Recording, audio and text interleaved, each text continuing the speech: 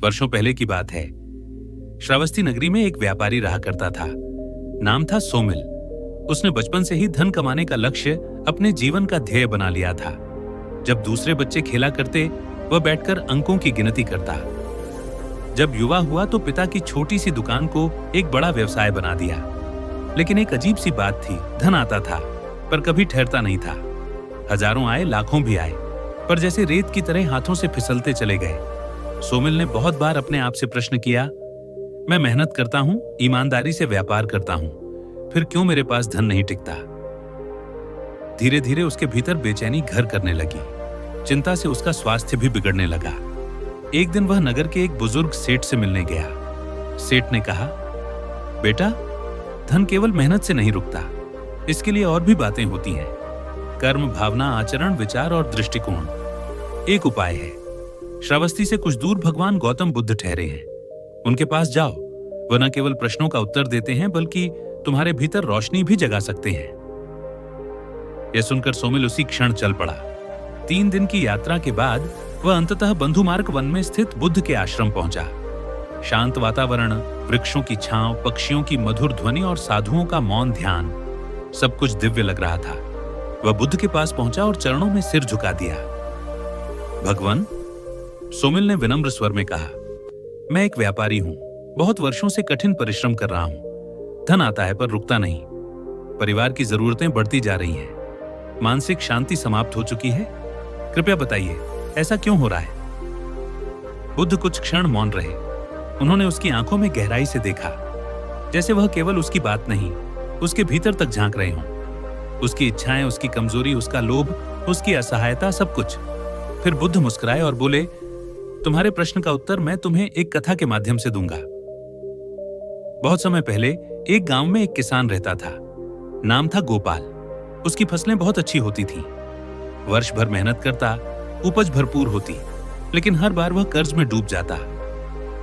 गांव के लोग भी हैरान थे कि इतना उपजाऊ खेत होने के बावजूद गोपाल कंगाल क्यों रहता है। एक दिन एक वृद्ध साधु उसके गांव में आए। गोपाल ने उन्हें अपने घर आमंत्रित किया, आदर से बैठाया, भोजन कराया। भोजन के बाद साधु ने पूछा, बेटा, तू बहुत उदास दिख रहा है, क्या बात है? गोपाल ने सिर झुकाकर कहा, महाराज, मैं दिन रात मेहनत करता हूं, खेतों में पसीना बहाता हूं, लेकिन जब साल का अंत आता है तो मेरे पास कुछ भी नहीं बचता। कभी कर्ज चुकाना पड़ता है, कभी बीमारी, कभी कोई दुर्घटना। मैं समझ नहीं पा रहा कि यह क्यों हो रहा है। साधु मुस्कुराए और बोले, एक काम करो, अपने सभी पात्रों, घड़े, कलश, हांडी को उठाकर देखो, क्या उनमें से कोई टूटा है? गोपाल ने वैसा ही किया। वह हैरान रह गया कि उसके कई बर्तन नीचे से फूटे हुए थे, कुछ में दरारें थीं। वह दौड़कर साधु के पास गया और कहा, महाराज, आपके कहने पर जब मैंने बर्तन देखे तो समझ आया कि उनमें से आधे फूटे हुए हैं। शायद इसलिए पानी भरता हूं लेकिन टिकता नहीं। साधु ने गंभीर स्वर में कहा, बिल्कुल सही। जिस पात्र में दरार हो उसमें पानी कभी नहीं रुकता, और जीवन भी ऐसे ही पात्रों से भरा होता है। हमारे कर्म, हमारे भाव, हमारी आदतें, हमारी संगति, ये सब हमारे जीवन के पात्र हैं। अगर इनमें दरारें हैं तो कितना भी धन आए, टिकेगा नहीं। बुद्ध ने सोमिल की ओर देखा और पूछा, अब तुम बताओ, क्या तुम्हारे जीवन के पात्र पूरे हैं? सोमिल चुप था। बुद्ध ने आगे कहा, क्या तुम अपने धन का एक अंश दान करते हो? क्या तुम अपने व्यापार में किसी को छलते नहीं हो? क्या तुम्हारे मन में लोभ नहीं है? क्या तुम क्रोध में दूसरों को अपमानित नहीं करते? क्या तुम माता पिता की सेवा करते हो? क्या तुम किसी भूखे को भोजन कराते हो? हर प्रश्न सोमिल के भीतर हलचल मचा रहा था। उसे एहसास हुआ कि उसका जीवन तो दरारों से भरा है। न कोई सेवा, न कोई संयम, न कोई संतोष। वह सिर्फ धन इकट्ठा कर रहा था, पर पात्र को कभी देखा ही नहीं। बुद्ध ने कहा, धन को केवल पाने की वस्तु मत समझो। वह एक साधन है, न कि लक्ष्य। जब वह धर्म, सेवा और संभव के साथ जुड़ता है तब वह टिकता है, अन्यथा वह रेत की तरह फिसलता है। तुम्हारे जीवन में अगर सत्य है, संयम है, दया है, संतोष है, सेवा है, तो धन न केवल आएगा बल्कि टिकेगा भी। सोमिल की आंखों से आंसू बह निकले। उसने कहा, भगवान, आपने मेरे जीवन की सबसे बड़ी समस्या का उत्तर नहीं, समाधान दे दिया है। अब मैं केवल धन अर्जन के पीछे नहीं भागूंगा, बल्कि पहले अपने पात्रों को ठीक करूंगा, अपने मन को निर्मल बनाऊंगा, अपने कर्मों को सुधारूंगा।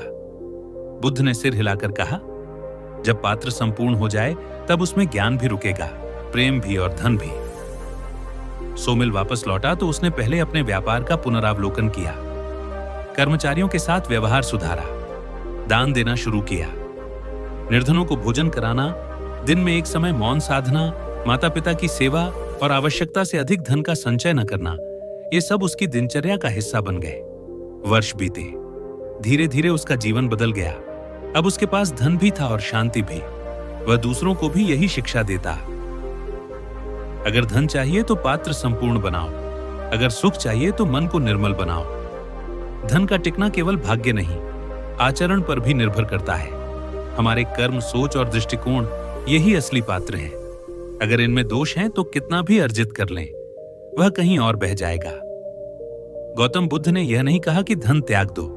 उन्होंने यह सिखाया कि धन को कैसे संचालित करें ताकि वह सुख का कारण बने, दुहक का नहीं। तो अगली बार जब आप सोचें धन क्यों नहीं टिकता, तो अपने पात्रों की ओर देखिए। हो सकता है जवाब वहीं छिपा हो।